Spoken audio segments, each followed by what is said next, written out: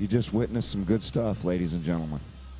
I mean, there's a big gap in experience, but Martinez did a great job sticking in there, throwing back with a good exchange.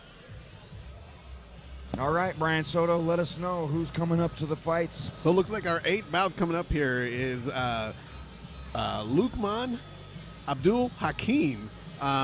He's going to be in the elite male division here at the 165, going against Marcus Kane from Meraki Box there. So this looks like to be a pretty good matchup. Looks like to be some early matches here for both fighters here coming up here. So we'll see what happens. Looks like we're fighting somewhere between 160 and 165 here with these two gentlemen. So fun little backstory with this fight coming up.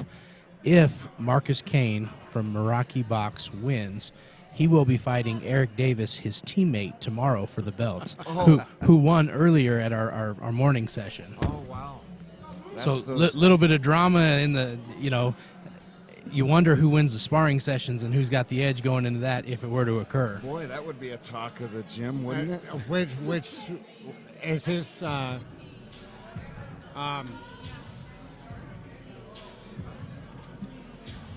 Tanner? Would he be fighting Tanner? No. No? Eric Davis. Eric Davis? Right. Eric Davis fought Andre Marquez there in that first session.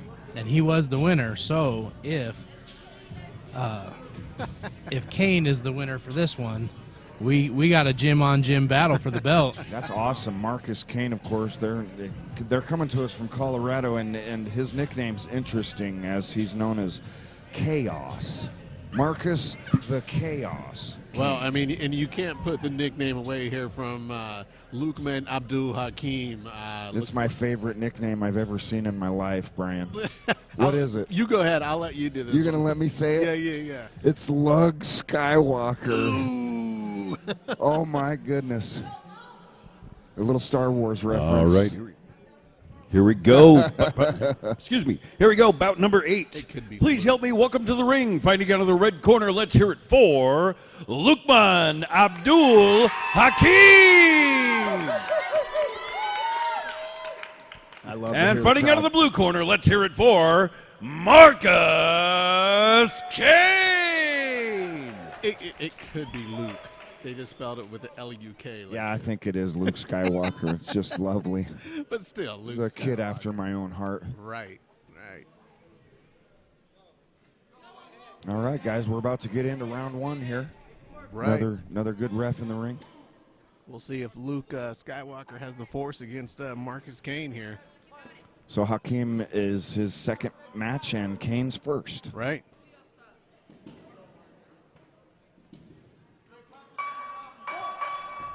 Here we go, round 1. Both fighters coming to the center of the ring. Woo! Oh, that's a trip. That is not a punch. That's a trip. Oh, he's giving him the count. I think his footing got mixed up and the punch did come. The ref did give him a count. Yep. You're right.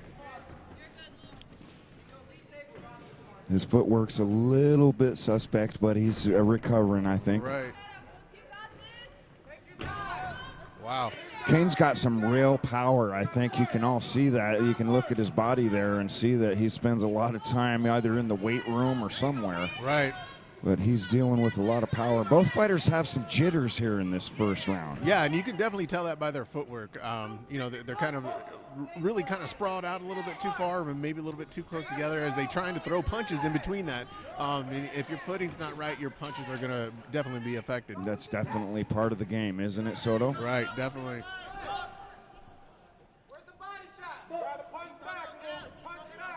We got the ref keeping a good eye on both fighters. Good punches being exchanged right now. A lot of power punches. There's not a lot of setup going on, guys. Right. They're doing a lot of footwork and they're throwing a lot of power. We're not seeing a lot of jabs. We're not seeing a lot of 1-2, 1-2. We're seeing that right cross come in, that overtop. Right.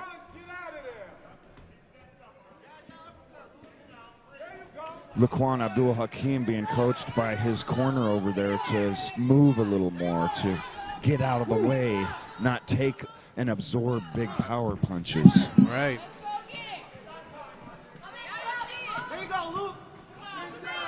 Ladies and gentlemen, we are joined here with the winner of our last bout, Oscar Pogline. Congratulations, bud. Thank you, thank you, Did a good job there, Oscar. thank you. Look, you got some of your blood on our notebook over there. Yeah, that happens. That's how you know you're boxing. Yeah. So I was telling everybody that you come from a boxing background. Yeah. So your dad's a former professional boxer. Yeah. We could easily see that translated. Oh, wow. How did you get into boxing as a passion for yourself? It was really after COVID, and I was isolated in my house. A lot built up, and I started going to the boxing gym, letting it out, and people saw talent in me, and I just kept going with it. Talent, I will say very much so. I'd say you did, because that was your 39th fight now here. Yeah. What's your record, if you don't mind me asking? It's about like 17 and 22 right now. Super good amateur record, Like, ladies and gentlemen. That's with as many fights as he's had. That's incredible. Now he's following in his dad's footsteps. Is that correct? Yes. Ooh, my goodness. All right, who other than your dad inspires you to be the best you can be in this sport? My coach Terry Buderbaugh at Old School Boxing Gym. He's put a lot of time and effort into training me because he sees it in me. So I get to keep showing up, training hard every day, and he'll keep continuing to train me. So he's one person. But other than that, it's just my dream. Yeah, that's what I like to hear. That it says that you started boxing just to get through some problems in life. We don't need to know about the problems, but we like the fact that you use it as a tool, as a catalyst. So tell us about that a little bit. If the anger just builds up, I just take it in the boxing gym and I start going hard on that bag, so I get good endurance and able to come out in here and box well. So do you have any professional Excellent advice. boxers you derive inspiration from? To be honest, not really. I don't Not really. really? I watch boxing, but I don't spend too much time watching it. I go to work and then I go to the boxing gym and then I go to sleep. So you're one of those, I want to build my own legacy. Yeah. All right, that's always extremely respectful. Round 2 right now, starting out of Marcus Kane and Luqman Hakim. Pay attention to these fighters. So do you have any shout-outs for anybody back home? Yeah, shout out my coach Terry, Coach Mike, Coach Nick, everyone back at Old School Boxing Gym for their training me all the time and making sure I'm the best I can be. That's really it. All righty, Oscar. It was a pleasure to have Outstanding, you here. Oscar. You put on one heck of a show. You're up for a fight of the night for the day. I can probably guarantee you that. Thank you. So thank you very much, bud. You go and enjoy that victory. Thank you all for right? your time. You stay in the fight. Thanks, bud. Thank you. Ref stoppage. What do we got going on here, Brian? Let us know. So just coming back into the second round here, a lot of basically what was happening here in the first round. The guys are going back and forth. Maybe some odd footwork here coming from both fighters here right now. It's kind of hard to tell. It's a who's good actually- observation, actually, because both fighters are low on the fight count. Luqman Hakim this is his second fight, and of course Marcus Kane, this is his first fight. Right. You can see the exhaustion setting in on both of these fighters. Their hands are at their waist. They're heavy-footed.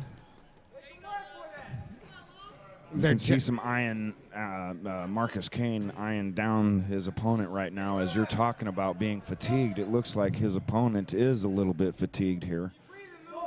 We're talking about, of course, Abdul Hakim, second round of their match.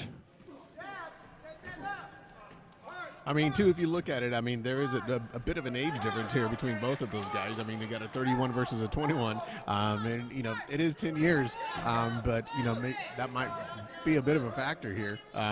Marcus is definitely looks like he's kind of still being a little bit more of the aggressor of the two right now. Well, it kind of fits his nickname, Marcus the Chaos Kane. They're not moving all the fastest, but they're still landing some powerful shots, that's for sure. So when Marcus was asked what got him started into boxing, he said, I always loved it as a kid and finally had an opportunity to go to a gym in college, and it's been going from there. Now, Luqman Hakim is the one who's 31 years old, Luke Skywalker here. and he got started into boxing because Is he that wanted to the just become a nickname? better person. What? The nickname of Skywalker. Yes. Oh my God, that is an amazing nickname. Yeah, we talked about it. You were gone at the moment. Yeah. I had to go and track down Oscar so we could get that interview. So the fight's been called here. Right. We have Marcus Kane probably coming out on top because the coach over here at Top Flight Boxing decided to call it, I think, for Luqman Hakim as he was a little bit fatigued. It was the conditioning. He got tired to the point he couldn't defend himself. Well, I think we saw that. You're right. When you stumble into the ropes and can barely hold yourself up, I mean, it's the ref's job to keep all these guys safe. Right.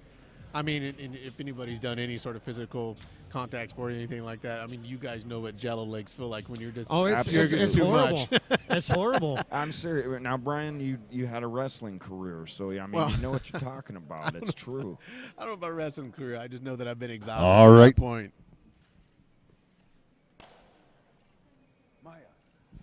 Hello. Just push the button. There you go. All right, ladies and gentlemen, your winner of that last match, fighting out of the blue corner. Let's hear it for Marcus Kane. Marcus the Chaos Kane winning his first fight ever. Hey, that's always a great feeling. Yeah, definitely. You know he's walking out of here happy today. He's He's accomplished something. gonna go back to his room and sleep well tonight. Absolutely. It might be a little bit of a skip back there. I know I would. Once he gets cleared by the doctor, he's all skipping back.